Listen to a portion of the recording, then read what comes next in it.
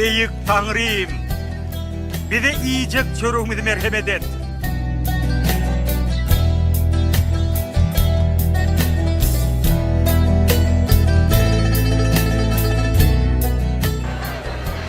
Atam bulan günahını geç.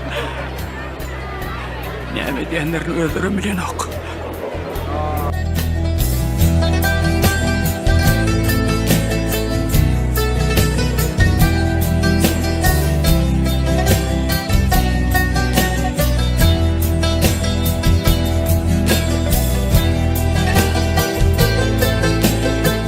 Men sizin aranızda kurumda Musa Peygamber'in kanunlarını hem de könülün aydanlarını men hakta ondan yalkayıcı elek olur hem üçüncü gün yine de direler hem de on vağız nesihatlarının hormatını Yerusalim'den maslap hem malklar tövbe derler.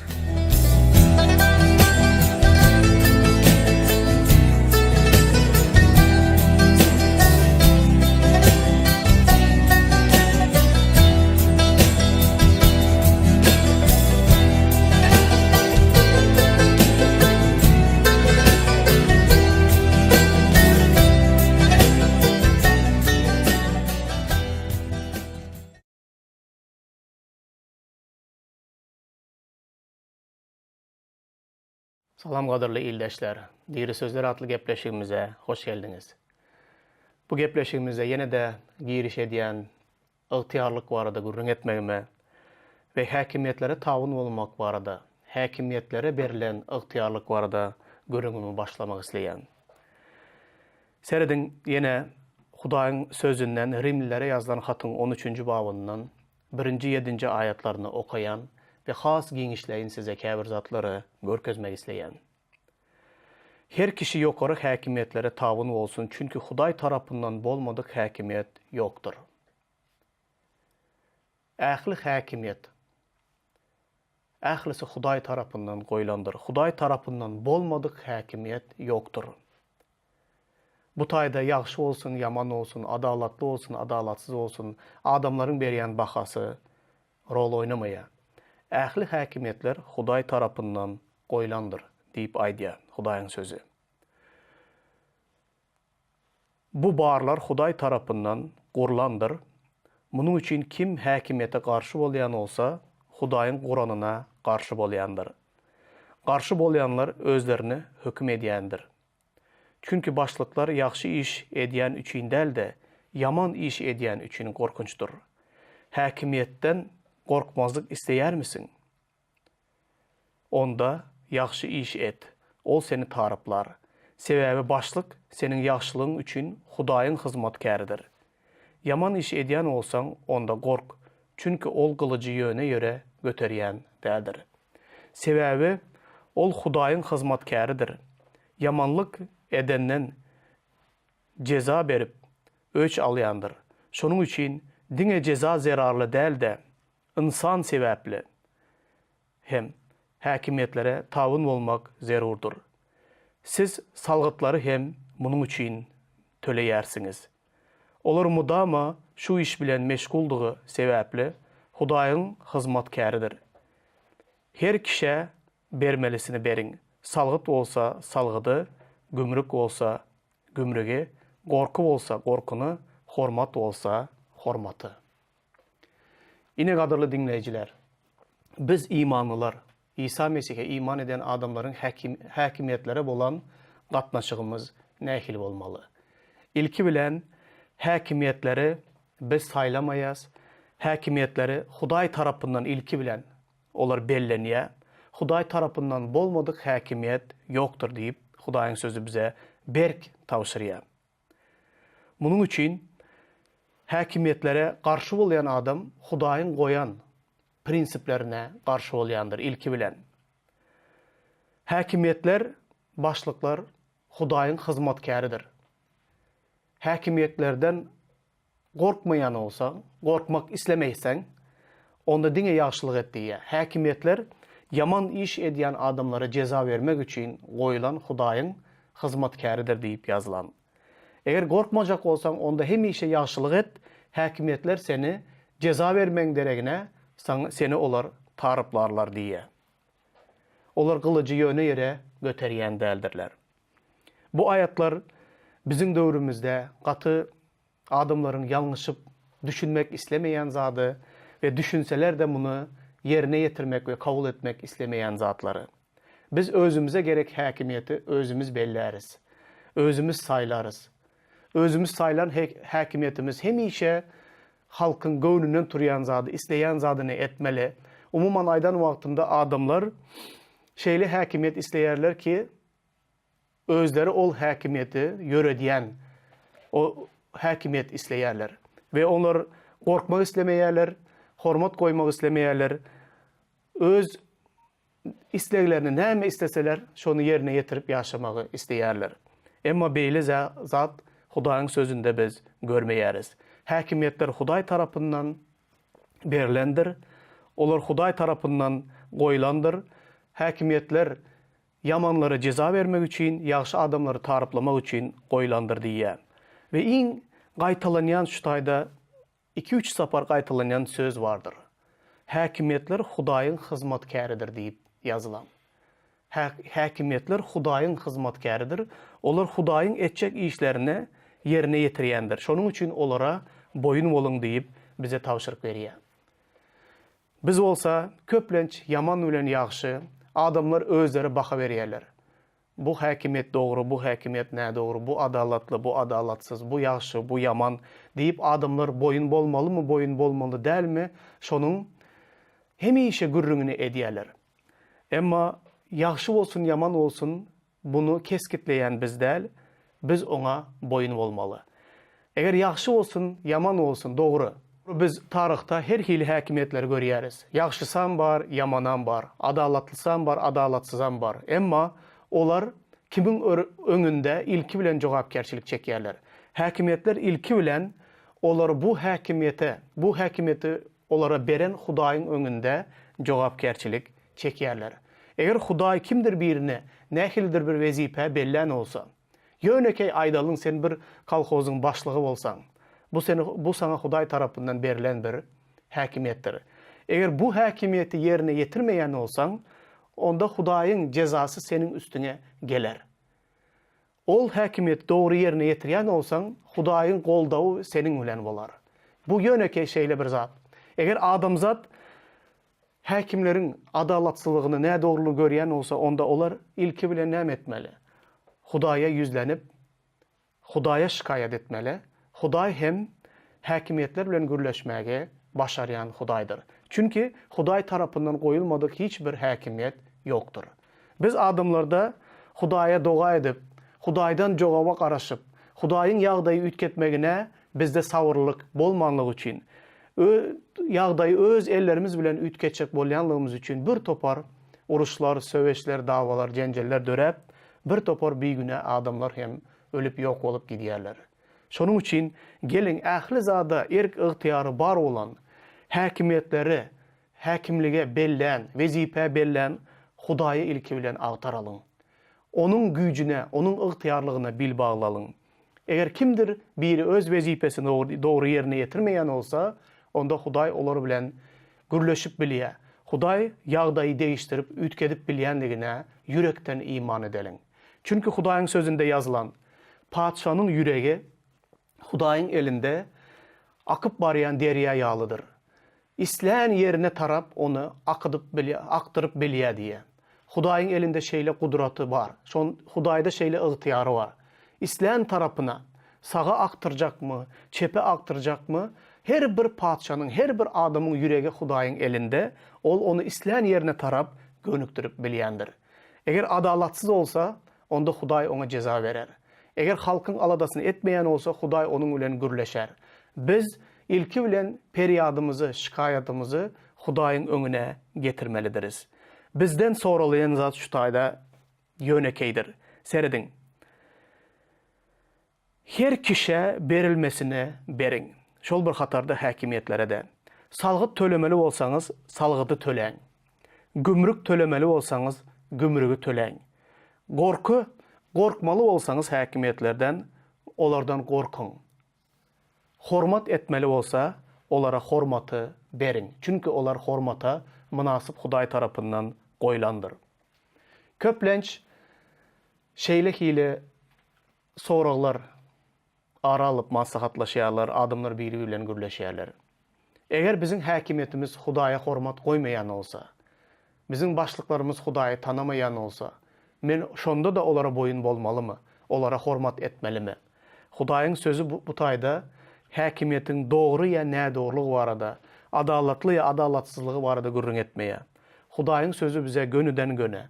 Hudaý tarapyndan ähli häkimiýetler goýlandyr.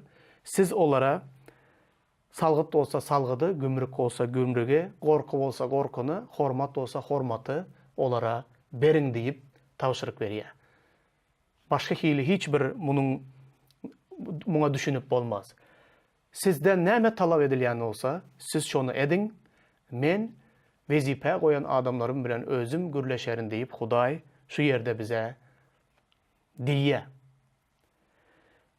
Padşanyň ýüregi Hudaýyň öňünde akyp barýan derýa ýalydyr. Ol onu İslam tarapyna aktyryp bilýändir diýip Hudaýyň sözü bize aýdýar. Sereden bir misal var. Resullar ilki bilen Petrus bilen Yahya hoş habary wagyz edip, hoş habary gürrüň berip başlanan wagtlarynda olara köp yerli häkimiýetler olara garşylyk görkezýärler. İsa Mesih'in adını hiç ağzamaň, İsa Mesih'in adından hiç wagyz etmeň diýip olara gorku salýarlar, olara tutsak edýärler, olara urup ýenjýärler, olara köp eziyet çektirýärler. Bir gezek olar meclisin öňünde duran wagtynda seredin olar bu häkimlere nähili jogap gaýtardylar. Çünkü bu ýerde bizim öwrenmeli zadymız bar.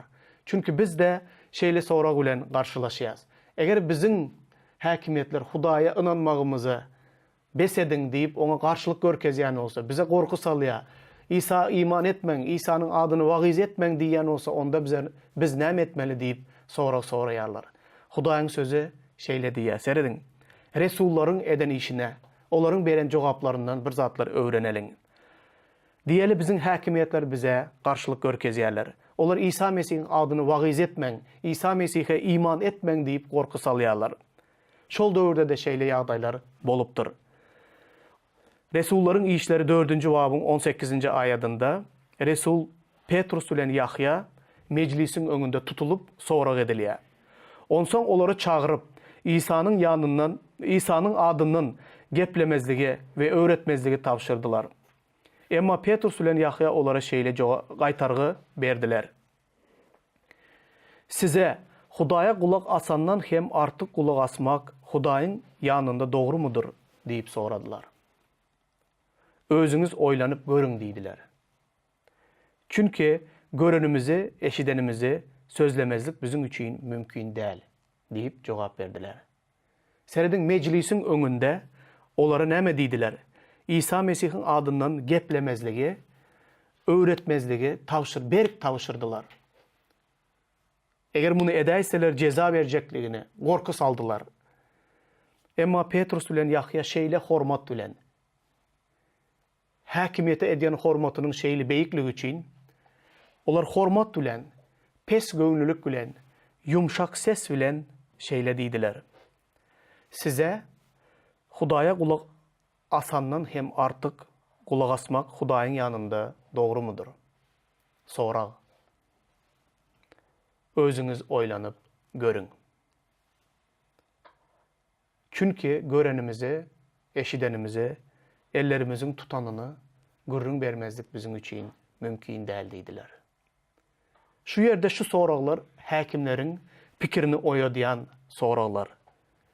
Hudaýdan artık size kulak asmak Hudaýyň göz öňünde doğru mudur? Haýsy häkim doğru diýip muňa jogap berip biler? Eger doğru diýip jogap berýän olsa, onda özüni Hudaýdan da has ýokarda goýan adam bolmaly. Eger ähli häkimiýetler Hudaý tarapyndan goýulan olsa, onda olar Hudaýyň ygtyýarynyň astynda, gol astındadırlar. Olar Hudaýyň ygtyýarlygyna boyun bolmalydyrlar. Eger olar Hudaýdan da öte bize kulak asmalysyň diýse, onda olar Hudaýyň ornunda özüni goýan häkimlerdir. Beýle ýagdaýda olaryň ilki söweşi kime garşy bolýar? Bize däl, biz iman edenlere däl. Olaryň garşylygy, olaryň söweşi, olaryň gozgalaňy Hudaýa tarap bolýar. Näle pikir edýäňiz? Hudaý adalatsız kazylar bilen, adalatsız häkim bilen gürleşmäni başarýarmy ýa başarmaýarmy? Elbetde başarýar. Biz köp gezek tarıhta, köp gezek durmuşda da bunu görüp gelýäris. Hudaý eger biziň alyan nepesimiz, alyan demimiz Hudaýyň öňünde, Hudaýyň elinde bolsa, her bir sekundda alyan demimiz Hudaýyň elinde bolsa, biziň yüregimiz işleýärmi, işlemeýärmi Hudaýyň elinde bolsa, ol onu akar suwlary gönükdirişi ýaly, derýalary gönükdirişi ýaly İslam tarapyna gönükdirip bilýän olsa, onda ol yüregiň işlejek, işlemejegi, biziň dem aljak, almajagymız onun elinde bolsa, kimdir biri özüni Hudaýdan da has ýokary ýerde goýan olsa, onun işi nähili bolar. Elbetde gökdäki, yeri gögi yaradan Hudaý onun bilen gepleşmege başarýar. Bize bolsa, şol yeri gögi yaradan Hudaýa iman edip, ona bil baglap, ona arzymyzy we şikaýatymyzy aýtmalydyryz. Özümüz olsa, bir yurdun raýaty bol, bir häkimiň el astyndaky işçisi bol, tapawudy yok. Olar Hudaý tarapyndan goýulan, biz bolsa olara bermelisine, bermeli. Hormaty da, salgyty da, gümrügi de, gorkuny da, näme bermeli olsa bermeli. Eger olar biziň Hudaý bilen, Hudaýa bolan imanymyza garşy bolsalar, onda olara yumşaklyk bilen şu soraglary beriň. Sizden öte, Hudaýdan öte size kulak asmak, Hudaýyň öňünde dogrymudur, özüňiz oýlanyp görüň. Bize bolsa, görenimizi, eşidenimize gürrüň bermezlik mümkin däl diýip jogap beriň. Hudaý ýagdaýy üýtkedip bilýändir. Indi bolsa galan bir näçe minutumuzy peýgamberler barda gürrüň etmek isleýän. Peýgamberler nähili? Olar nähili ygtyarlygyň gol astynda. Köplenç bu eşitmesi kıyınan bolsa, köne ähtede, täze ähtede biz bir zady görýäs. Hudaýyň peýgamberleri, olar hiç gili ygtyarın gol astynda däldirler. Köplenç olar ygtyarlyklary özleri belleýär, ýa-da ygtyarlyklaryň gitmeli ýollaryny keskitleýän adamlar bolup gelipdirler. Seredin, İlyas peýgamberiň durmuşuna, köne ähten. Ol Ahaw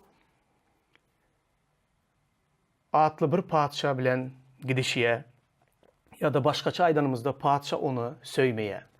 Padşa İlyasyň Hudaý tarapyndan edýän peýgamberlikleriniň hiç birini halamaýar.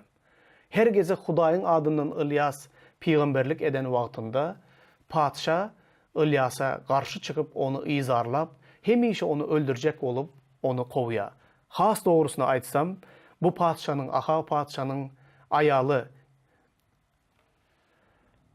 İlyasy izarlap onu gowy görmeýär. Çünki onun ananýan butlary bardy.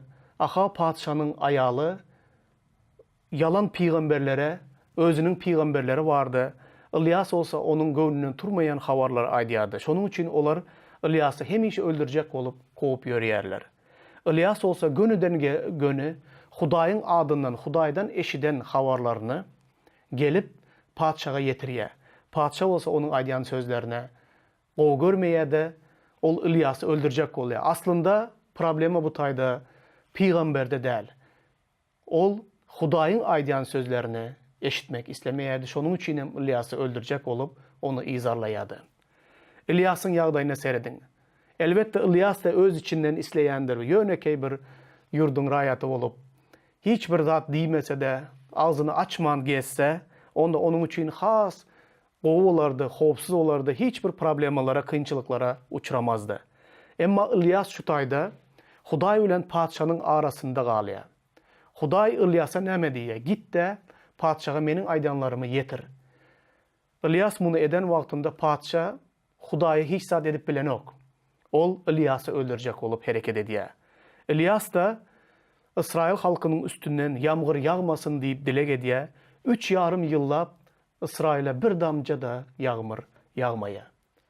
Seredin İlyas'taki bar olan ıhtiyar, padşanın hakimlerlerdeki bar olan ıhtiyarlıktan has beyik.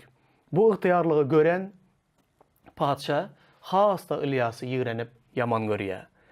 Şonuň üçin köplenç peýgamberler gönüden göne Hudaýyň ygtyarlygynyň el astynda bolýarlar, onuň gol astynda we olar Hudaýa boyun bolup yerli ygtyarlyklara ýa-da bir nähilidir bir başga hili ygtyarlyklardan ygtyarlygyň daşynda bolup durup, olar Hudaýyň adyndan gönümenli peýgamberlik edýän adamlar bolýar. Aslında peýgamberleriň durmuşy has agyr we kıyın durmuşdur. Şeýle de biz Ýeremiýa peýgamberiň durmuşyny görýäs. Onda da şeýle kıyınçylyklar. Padşa ona sen hemişe gulaga ýakmaýan peýgamberlikleri edýäň diýip, onu şarpyk çalıp urup we suwu gutaran bir batkalykdaky bir guýunyň içine taşlap, ol yarım beline çenle, şutaýa çenle batkalykda bir näçe wagtlap şol guýunyň içinde galýar. Şeýle eziyet çektirip ona azar berýärler. Çünki onuň aýdýan peýgamberligi bu onuň öz sözleri däldi. Serden eger peýgamberliň durmuşyny öwrenen bolsaňyz, Ýeremiýa peýgamber men ýaş, men peýgamberlik edip bilmeýän diýip näçe gezek Hudaýyň bu çağrılışyndan yüz öwürjek bolýar.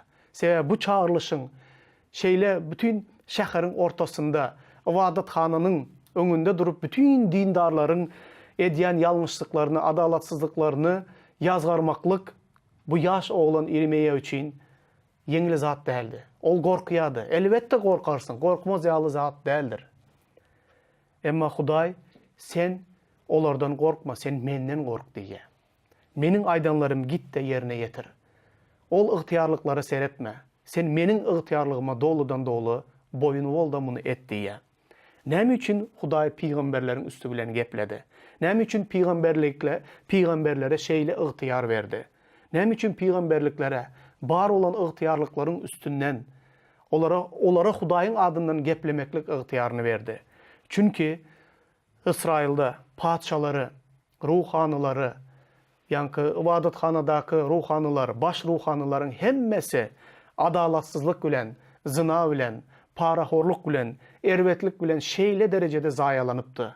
Hudaýyň beren ygtyarlyklary doluly Hudaýyň islegine göre ýerine ýetmeýärdi. Şonuň üçin Hudaý öz peýgamberlerini ortadan çykarýar we şol peýgamberleriň üstü bilen bar olan ygtyarlyklara gürleýär. Ve bar olan ygtyarlyklar da onu söýmegiň deregine ýigrenýärler. Şeýle de Hudaýyň ýygnagyna dolanyp geleliň. Hudaýyň ýygnagynda da ýygnak ýolbaşçylary bar. Resullaryň işinlerinde 4-nji bab 11-nji 13-nji ayatlarda her hili ruhy syylaklar bardy gürrüň edýär. Resullar var, ruhy çopanlar var, öwredijiler var, hoş habarçylar var we peýgamberler var. Köplenç peýgamberler Hudaýyň ýygnagynda da ýygnagyň ygtyarlygynyň daşynda bolýar. Olar ýygnakda da eger ýygnak Hudaýyň sözüne göre hereket etmeýän bolsa, Hudaý peýgamberiň üstü bilen duýduruş berýär. Peýgamberleriň roly näme? Olar Hudaýyň adyndan Hudaý şeýle diýip gepleýän adamlar, Hudaý şeýle diýär diýip gepleýän adamlar. Olar ýygnakdaky bar olan ygtyarlygyň daşyndadyr. Ve köplenç Rim Katolik ýygnaklarynda ýygnak ruhy çopanlary ähli ygtyary öz elinde saklaýarlar, ruhanylary. Ýygnakda Hudaý öz peýgamberlerinden dikleýär. Çünki yalan taglymata, öwredýän zatlarynda Hudaýdan daşlaşyp, yalan nä dogry tarapa giden wagtynda Hudaý öz peýgamberleriniň üstü bilen ýygnak ýolbaşçylaryna we ýygnaga duýduruş berýär. Emma ýygnagyň ruhy çopanlary, Hudaýyň peýgamberleri de bize hormat goýmaly, bizim göwnümizden turýan zatlary geplemeli, olar bize garşy hiç bir zat diýmeli däl diýip ähli ygtyarlyk bilen ygtyarlygyny ulanyp Hudaýyň peýgamberleriniň agzyny ýapjak bolýarlar. Beýle etmek bilen ýygnakda olar peýgamberleri daşary çykaryp zyňýarlar we olaryň sözüne kulak asmazlygy bütün ýygnaga tabşyrýarlar.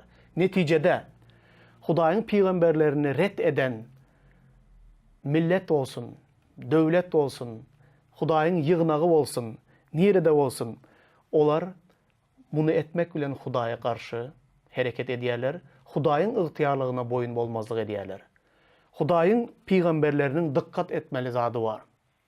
Köplenç biz görýäs, her bir adam özüne peýgamber diýmege gowy görýär. Her bir özüniň boyun bolmazlygyny, özüniň kellesine näme gelse gepleyen adamlar var. Olar yığnakta da özüne men peygamber diýip hiç bir ıhtiyarlığa boyun bolmayan adamlar hem bar. Özüne men Hudaýyň peýgamberi diýmekden ozal. Eger yöneke çözgütlerde 7 gezek ölçep bir gezek kesýän bolsaň, özüne peýgamber diýip at bermezden ozal. 70 gezek galy verse 700 gezek, 7000 gezek ölçede ondan soň bu çağrılışa bolýa diýip aýt. Men Hudaýyň peýgamberi diýmege gyssanma.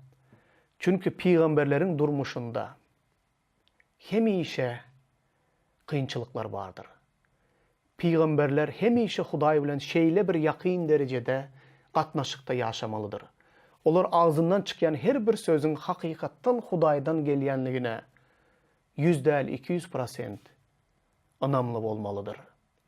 Her bir kellenge gelýän zady Hudaý tarapyndan diýip geplemeklik bu peýgambere ýaraşýan zat däldir. Şonuň üçin Hudaýyň peýgamberi diýip özüňi hasaplayan bolsaň, ilki bilen bu çağrılışyň tölemeli bahasynyň beýikligini bil. Seni ähli ýerde gowu gerip elleri bilen açyp seni şeýle ayagyň astyna gül saçyp seni kabul etmezler. Yok.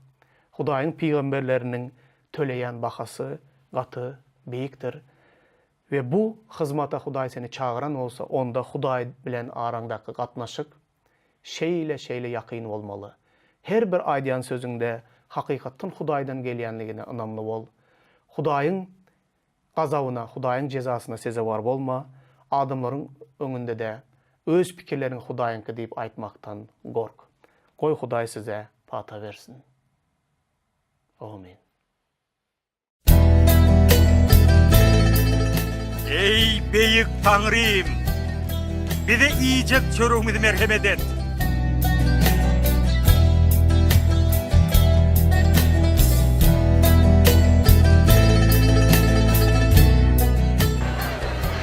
Atam bulan günahını geç. Näme diýenlerini özlerim bilen ok.